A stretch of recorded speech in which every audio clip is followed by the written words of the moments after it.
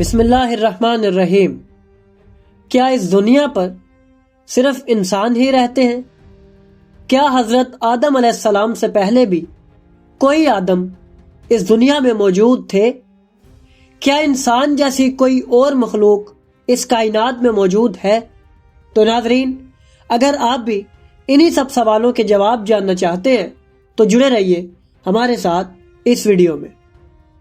ناظرین، قرآن مجید کی سورہ کاف میں اللہ تعالیٰ کا ارشاد ہے کہ کیا ہم پہلی خلقت سے تھک چکے ہیں کہ وہ ہماری نئی خلقت میں شک کر رہے ہیں۔ حضرت جابر بن عبداللہ بیان کرتے ہیں کہ میں نے امام محمد باقر علیہ السلام سے اس آیت کے متعلق سوال کیا تو امام نے فرمایا، اے جابر، جب اللہ اس خلقت اور اس جہان کو ختم کر دے گا اور جنت والوں کو جنت میں اور جہنم والوں کو جہنم میں داخل کرے گا تو پھر اس زمین کے علاوہ ایک نئی زمین بنائے گا اور اس میں بھی مخلوقات کو پیدا کیا جائے گا جو اس زمین پہ رہیں گی۔ اس آسمان کے علاوہ ایک نیا آسمان بنایا جائے گا جو ان پر سایہ کرے گا۔ در حقیقت تم لوگ یہی سمجھتے ہو کہ خدا نے صرف اسی کائنات کو خلق کیا ہے اور اس کے علاوہ کسی اور دنیا کو نہیں بنایا، حالانکہ ایسا نہیں ہے۔ بلا شبہ اللہ تعالیٰ نے ہزار ہزار آدم، ہزار ہزار کائناتیں خلق کی ہیں۔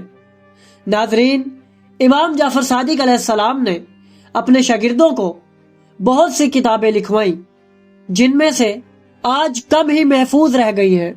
انہی کتابوں میں روایت موجود ہے کہ اللہ تعالیٰ نے حضرت آدم علیہ السلام سے پہلے بھی کئی آدم خلق کیے تھے۔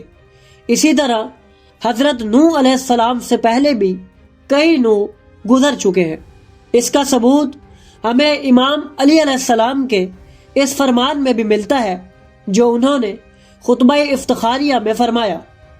امام فرماتے ہیں کہ میں پہلا نوح اور پہلا آدم ہوں۔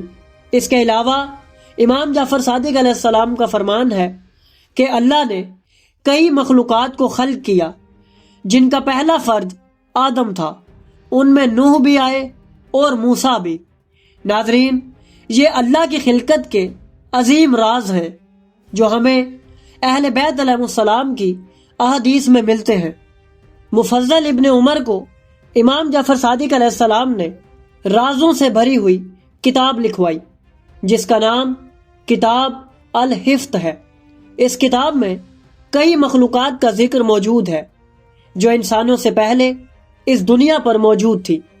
سیرت اور تاریخ کی کتابوں میں موجود ہے کہ جب حضرت آدم علیہ السلام اس دنیا پر بھیجے گئے تو اس وقت 28 قسم کی مخلوقات یہاں آباد تھی جو وقت کے ساتھ ساتھ ختم ہو گئی۔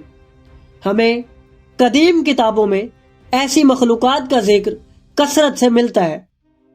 ناظرین، فرشتوں میں بھی ایسی کئی اقسام موجود ہیں جن کا ذکر ہمیں روایات کی کتابوں میں ملتا ہے۔ کئی فرشتے ایسے ہیں جن کا وجود زمین و آسمان سے بھی بڑا ہے، جس سے ہمیں اندازہ ہوتا ہے کہ اللہ کی یہ کائنات بے حد وسیع ہے جس کا اندازہ کرنا انسانی عقل کے بس کی بات نہیں ہے۔ ناظرین، امام زین العابدین علیہ السلام کی دعا کا ایک جملہ ہے کہ اے وہ ذات جس کی عظمت کے عجائب ختم نہیں ہوتے۔ ناظرین، جب ہم اللہ کی مخلوقات کی طرف نظر کریں تو ہمیں کئی عجیب و غریب آثار نظر آتے ہیں۔ ہم اپنے چینل پر اس موضوع سے متعلق کئی ویڈیوز اپلوڈ کر چکے ہیں جسے آپ بآسانی ہمارے چینل پر ملاحظہ کر سکتے ہیں۔ اس کے علاوہ اصول کافی میں امام محمد باقر علیہ السلام کا ارشاد نقل ہوا ہے کہ خدا کی ذات کے بارے میں غور و فکر کرنے سے بچو، لیکن جب بھی تم خدا کی عظمت کی طرف دیکھنا چاہو تو اس کی پیدا کی ہوئی خلقت میں غور و فکر کرو۔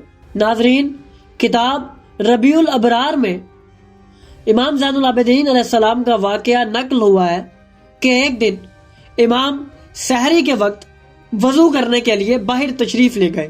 جب آپ نے اپنے ہاتھ کو پانی کے برتن میں ڈالا تو اپنا سر بلند کیا اور آسمان، چاند، ستاروں کی طرف دیکھا اور انسان کو تعلیم دینے کے لیے اس عظیم آسمان کی طرف دیکھ کر غور و فکر کرنے لگے، یہاں تک کہ فجر کا وقت قریب آ گیا۔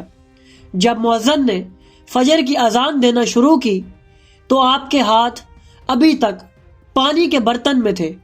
ناظرین، اس بات سے ہمیں اندازہ ہوتا ہے کہ جو ہستیاں خود اللہ کا مظہر ہیں اور اللہ کی ذات پر دلیل ہیں، انہوں نے ہمیں اس بات کی تعلیم دی ہے کہ اللہ کی خلق کی گئی ہر چیز میں غور کریں، کیونکہ اللہ نے چھوٹی سے چھوٹی چیز میں بھی بڑے عجائب رکھے ہیں، کئی فائدے رکھے ہیں جنہیں ہم انسان نہیں جانتے۔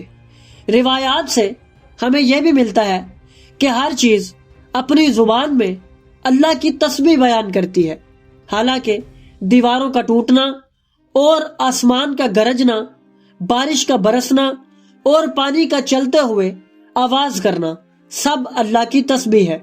ناظرین، ہم آنے والی ویڈیوز میں آپ کے سامنے عجیب و غریب حقائق بیان کرتے رہیں گے۔ تو ناظرین، اگر آپ کو ہماری یہ کاوش پسند آئی تو ہماری ویڈیو کو لائک کریں، ہمارے چینل کو سبسکرائب کریں اور بیل آئیکن کو بھی دبا دیں تاکہ آپ کو ہماری آنے والی مزید ویڈیوز ملتی رہیں اور آپ علم سے مستفید ہوتے رہیں۔